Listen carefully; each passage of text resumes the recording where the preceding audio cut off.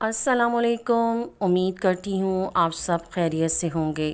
علامہ اقبال ہمارے قومی شاعر ہیں۔ آپ 9 نومبر 1877 کو سیالکوٹ میں پیدا ہوئے۔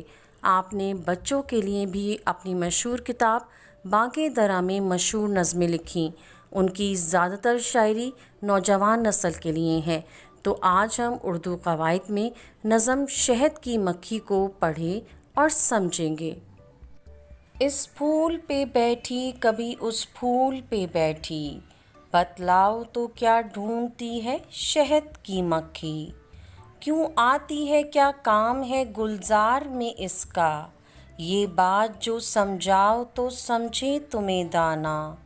کیوں باغ میں آتی ہے یہ بتلاؤ تو جانے، کیا لینے کو آتی ہے یہ سمجھاؤ تو جانے۔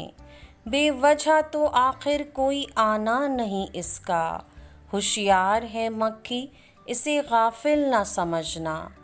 بے سود نہیں باغ میں اس شوق سے اڑنا، کچھ کھیل میں یہ وقت گنواتی نہیں اپنا۔ کرتی نہیں کچھ کام اگر عقل تمہاری، ہم تم کو بتاتے ہیں سنو بات ہماری۔ تو اس میں گلزار کا مطلب ہے باغ، دانا عقل مند، ہوشیار یعنی کہ چالاک، غافل بے خبر، بے سود بیکار، گنواتی ضائع۔ تو بچوں، اس بند میں شاعر علامہ اقبال شہد کی مکھی کا ذکر کر رہے ہیں اور ہم سے سوال کر رہے ہیں کہ شہد کی مکھی باغ میں آتی ہے اور ایک پھول سے دوسرے پھول پر بیٹھتی ہے تو وہ کیا ڈھونڈ رہی ہوتی ہے؟ وہ باغ میں کیا کام کرنے آتی ہے؟ اگر یہ بات مجھے کسی نے سمجھا دی تو میں اسے عقل مند سمجھوں گا۔ کیا یہ باغ میں کچھ لینے کے لیے آتی ہے؟ کیا کرنے آتی ہے؟ اسے باغ میں کیا کام ہے؟ شاعر کہتے ہیں، شہد کی مکھی بے وجہ یا بے مقصد باغ میں نہیں آتی، بلکہ وہ کسی مقصد کے تحت آتی ہے۔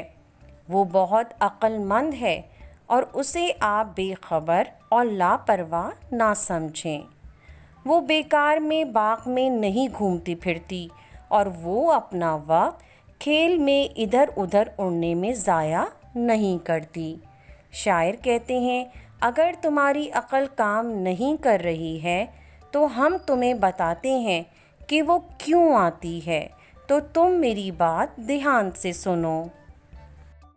کہتے ہیں جسے شہد وہ ایک طرح کا رس ہے، آوارہ اسی چیز کی خاطر یہ مغز ہے۔ رکھا ہے خدا نے اسے پھولوں میں چھپا کر، مکھی اسے لے جاتی ہے چھتے میں اٹھا کر۔ ہر پھول سے یہ چوستی پھرتی ہے اسی کو، یہ کام بڑا ہے اسے بے سود نہ جانو۔ مکھی یہ نہیں ہے کوئی نعمت ہے خدا کی، ملتا نہ ہمیں شہد یہ مکھی جو نہ ہوتی۔ خود کھاتی ہے اوروں کو کھلاتی ہے یہ مکھی، اس شہد کو پھولوں سے اڑاتی ہے یہ مکھی۔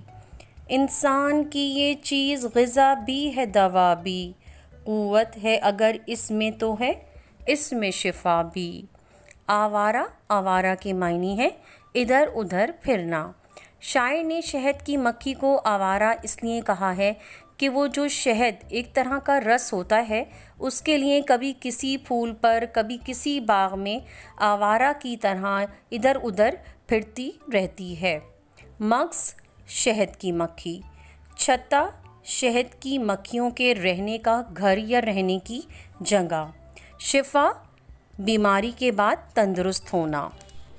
اس بند میں شاعر کہہ رہے ہیں کہ شہد ایک طرح کا رس ہے جو شہد کی مکھی پھولوں سے چراتی ہے، اٹھاتی ہے، جمع کرتی ہے اور پھر اسے چوس کر اپنے چھتے میں لے جاتی ہے اور اس سے شہد بناتی ہے۔ اس طرح وہ ایک جگہ سے دوسری جگہ پھرتی رہتی ہے اور اسی چیز کی خاطر مصروف رہتی ہے، اور اس رس کو اللہ نے پھولوں میں چھپا کر رکھا ہے کہ جو شہد کی مکھی پھولوں سے اٹھاتی ہے اور اپنے چھتے میں لے جاتی ہے، یعنی شہد کی مکھی باغ میں پھولوں کے رس کی تلاش میں اڑتی پھرتی ہے۔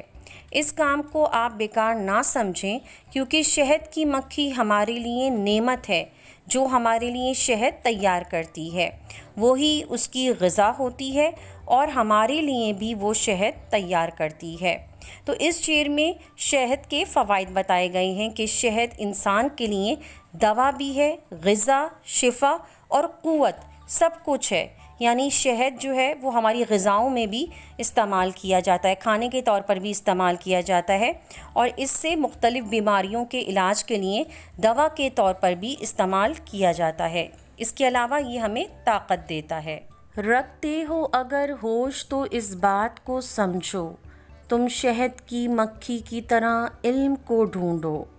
علم بھی ایک شہد ہے اور شہد بھی ایسا، دنیا میں نہیں شہد کوئی اس سے مصفا۔ ہر شہد سے جو شہد ہے میٹھا وہ یہی ہے، کرتا ہے جو انسان کو توانا وہ یہی ہے۔ یہ عقل کے آئینے کو دیتا ہے صفائی، یہ شہد ہے انسان کی وہ مکھی کی کمائی۔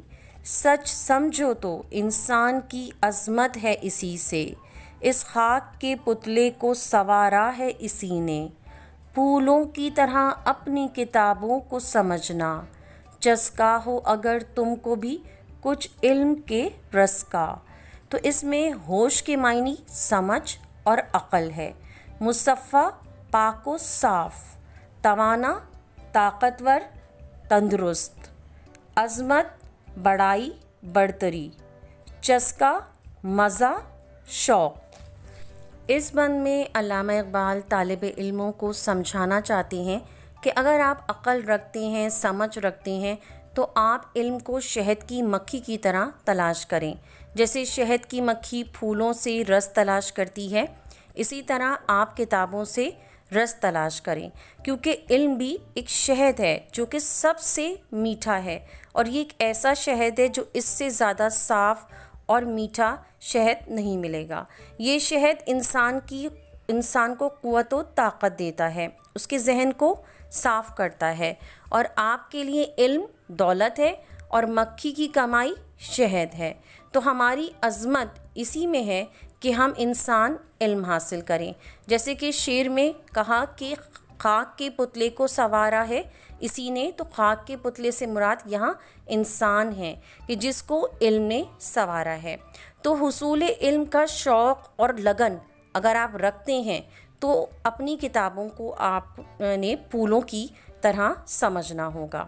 تو یہاں اس نظم میں شاعر نے شروعات کی شہد کی مکھی سے، پھر پھولوں سے، باغ، شہد اور ان سب چیزوں سے، پھر جب ہماری دلچسپی پیدا ہو گئی تو اس نے ان سب مثالوں کو دے کر ہمیں علم کی طرف راغب کرنے کی کوشش کی ہے، ہمیں علم کے فوائد بتائے ہیں، ہمیں بتایا ہے کہ ہمیں بھی کتابوں کو اسی طرح اہمیت دینی چاہیے جیسے کہ شہد کی مکھی پھولوں کو اہمیت دیتی ہے۔ جس طرح اس کی کمائی شہد ہے، اسی طرح ہماری کمائی ہمارا حاصل کیا ہوا علم ہے۔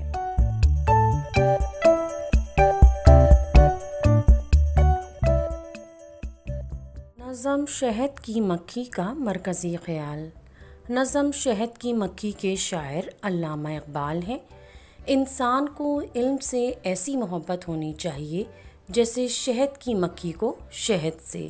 وہ شہد تیار کرنے کے لیے محنت و مشقت کرتی ہے، ایک پھول سے دوسرے پھول پر جا کر رس جمع کرتی ہے۔